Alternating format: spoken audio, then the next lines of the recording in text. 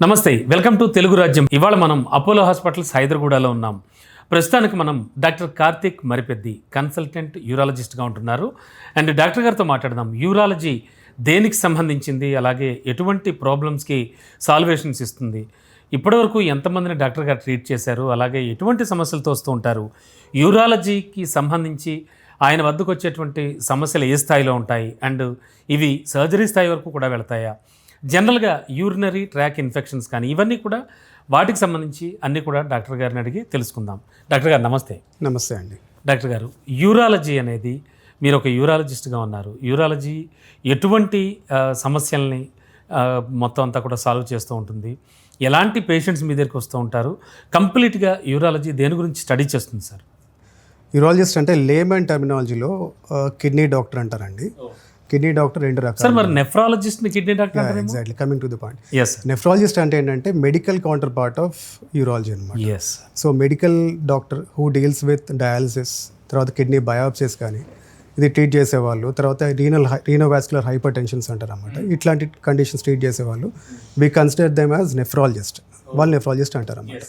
The same thing kidney కానీ, bladder కానీ, prostate కానీ, for that matter genito urinary tract అంటే మేల్ సెక్షువల్ ఆర్గన్స్ కానీ, టెస్టిస్ కానీ, లేకపోతే పెనిస్ కానీ, వీటికి సంబంధించిన ఎయిల్మెంట్స్ కానీ, డిసీజెస్ ఏమైనా వచ్చినప్పుడు దానికి ఆపరేట్ చేసే డాక్టర్ని యూరాలజిస్ట్గా అంటాం అన్నమాట. ఓకే డాక్టర్ గారు, జనరల్గా మీ దగ్గరికి వచ్చేటువంటి పేషెంట్స్లో ఎటువంటి సమస్యలతో వస్తూ ఉంటారు ఎక్కువగా? జనరల్గా యూరినరీ ట్రాక్ట్ అబ్నార్మాలిటీస్ ఉంటే, ఏమన్నా డిసీజ్ కానీ ఏమన్నా ఎయిల్మెంట్ అంటే ఉంటే కనుక పేషెంట్కి కొన్ని సిమ్టమ్స్ ఉంటాయండి. వీటిని బట్టి మనం ఐడెంటిఫై చేసుకోవచ్చు the has to consult urologist అని చెప్పి. ప్రధానంగా వచ్చేది ఏంటంటే కిడ్నీ స్టోన్ కనుక ఉంది అనుకోండి పేషెంట్కి, సివియర్ బ్యాక్ పెయిన్ వస్తుంది. ఒక సైడ్కి పక్కటెముకల కింద నుంచి బ్యాక్ సైడ్ నుంచి ఫ్రంట్కి ఇట్లా రేడియేట్ అవుతూ సివియర్ పెయిన్ వస్తుంది. దాంతోపాటు వామిటింగ్ సెన్సేషన్ ఇవి ఉంటాయి.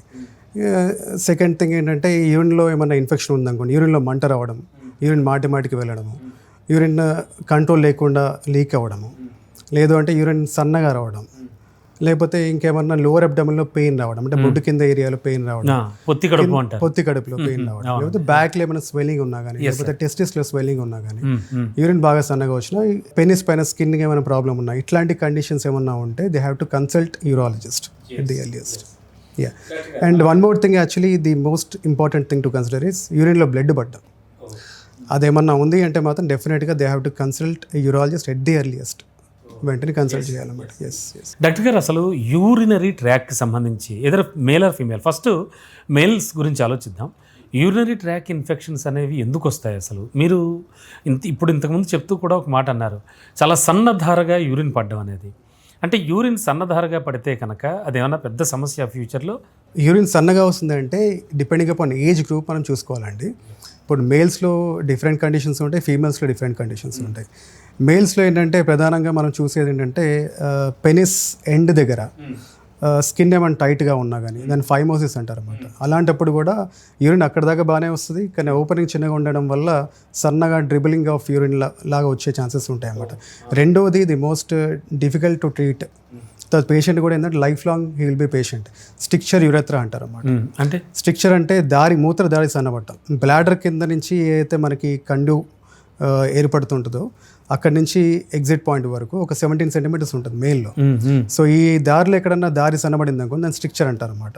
ప్రధానంగా 2 కారణాల వల్ల వస్తుంది. ఒకటేమో ఇన్ఫెక్షన్ వల్ల, ఇంకోటి ట్రామా వల్ల. ఏమన్నా హిస్టరీ ఆఫ్ ఇంజరీ, ఏమన్నా రోడ్ ట్రాఫిక్ యాక్సిడెంట్ అయినా కానీ, పెల్విక్ ఫ్రాక్చర్ అయింది అనుకోండి, ఈ కింద పార్ట్ డిస్టర్బ్ అవుతుంది అనమాట, కంటిన్యూటీ పోతుంది. పోయినప్పుడు స్ట్రిక్చర్ డెవలప్ అయ్యే అవకాశాలు ఉంటుంది అనమాట. సో ఇట్లాంటి కండిషన్స్లో దారి సన్నగా వస్తుంది. సన్నగా వచ్చి కొన్ని సందర్భాల్లో టోటల్గా ఆగిపోవచ్చు కూడా. అయిపోతే మాత్రం ఎమర్జెన్సీగా దాన్ని డ్రైనేజ్ చేయడానికి ఫస్ట్ కింద నుంచి ఏమైనా పైప్ పాస్ చేయడానికి ట్రై చేస్తారు. కుదరకపోతే పైన చిన్న బొడ్డు కింద ఏరియాలో బ్లాడర్ ఉంటుంది అనమాట, అక్కడి నుంచి డ్రైనేజ్ చేయడానికి చిన్న దారి ఏర్పాటు చేస్తారు అనమాట. దాన్ని ఎస్పీసీ అంటారు. అంటే వెళ్ళిపోవాలి అంతే, ఫస్ట్ వెళ్ళిపోవాలి.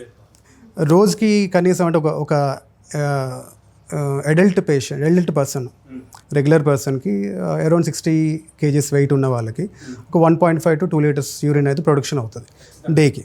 సో నార్మల్ పర్సన్కి. సో ఆ యూరిన్ మొత్తం బయటికి వెళ్ళిపోవాలి కదా, మొత్తం స్టాక్ అప్ అయిపోయి ఉంటే మొత్తం కష్టం కదా.